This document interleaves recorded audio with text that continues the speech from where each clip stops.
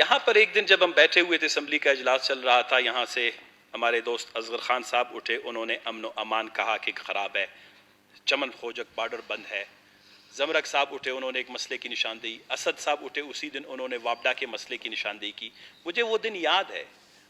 یاد ہے کہ اپوزیشن سے زیادہ، سب سے زیادہ بلوچستان میں کمپلینز یا شکایتیں ہمارے ٹریزری بینچز کے دوستوں نے اٹھ کے کی۔ کسی نے بجلی کی، کسی نے امن و امان کی، کسی سڑکوں کی بندش کی، کسی لوگوں کے اٹھانے کی، کسی نے روزگار کی۔ تو میں نے یہی کہا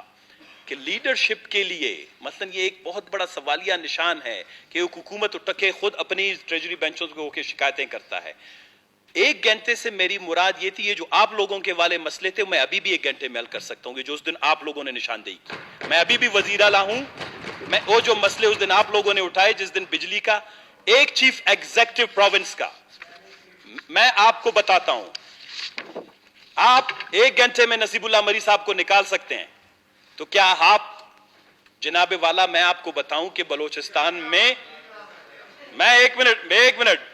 آپ بلوچستان میں ایک گھنٹے میں وہ فیصلے کر سکتے ہیں جو درد والے، کرب والے، مصیبت والے، بلکتے ہوئے فیصلے آپ کر سکتے ہیں۔ آپ کو 8 سے 10 گھنٹے کی کیبنٹ کی میٹنگ کی ضرورت نہیں ہے۔ بلوچستان میں کوئی بھی لیڈرشپ مخلص آئی، یہ ثنا بلوچ کی بات نہیں ہے، میں آپ کو الفیہ طور پر کہہ سکتا ہوں، اس صوبے میں خداوند تبارک تعالیٰ نے وسائل دیے ہیں۔ 2 چیزوں کی کمی اس بلوچستان میں ہمیشہ رہی ہے اور شاہد رہے گی، وہ ہے ول پاور۔ دوسری بات یہ ہے کہ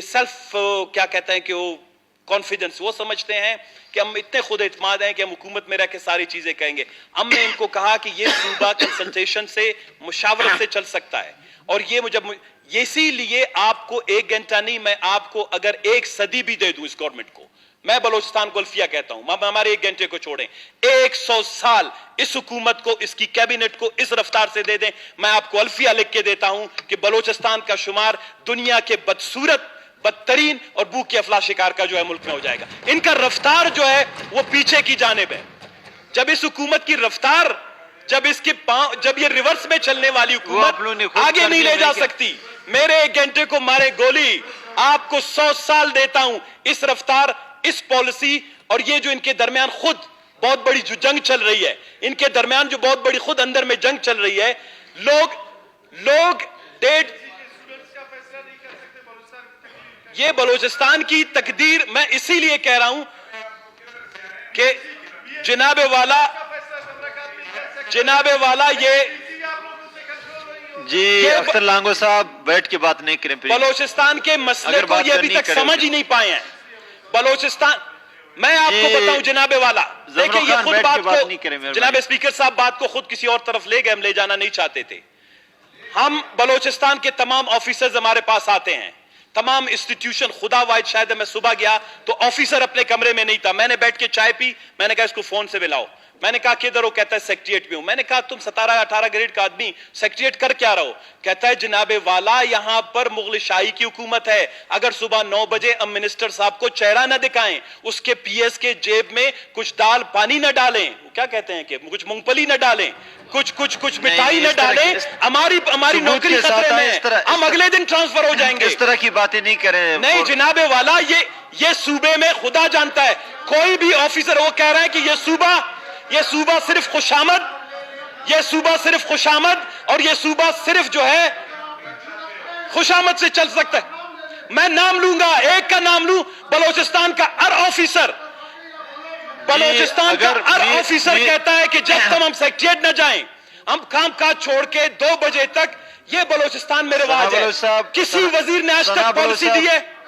کسی وزیر نے پالیسی سٹیٹمنٹ دی ہے، کسی وزیر نے بلوچستان کے دکھ درد پر بات کی ہے، کسی وزیر نے بلوچستان کے بے روزگاری پہ بات کی ہے، کسی وزیر نے بلوچستان میں کورونا وائرس سے بلوچستان کے لوگ پسے ہوئے بات کی ہے؟ یہی ہے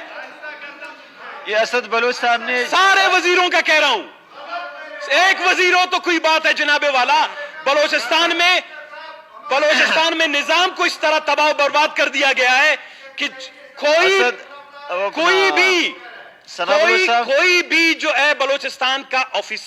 آفیشلز سکون سے کام نہیں کر سکتا۔ ثنا بلوچ صاحب، یہاں پالیسی نہیں ہے، یہاں خوشامد کی بنیاد پر، ثنا بلوچ صاحب سفارش کی بنیاد پر، ہلو، اور میں جناب والا گواہ ہوں اس بات کا، میں نے بلوچستان کے آفیسرز کو ریلیف دی. یہ حکومت 1.5 سال تک گڈ گورننس کی بات کر رہا تھا. میں کورٹ میں گیا جناب اسپیکر, میں کورٹ میں گیا 600 ملازمین کو ریلیف دلوایا. 1 گھنٹے میں نے ریلیف دلوایا. آپ نے تو سارے جونیئرز کیوں بھرتی کیے تھے؟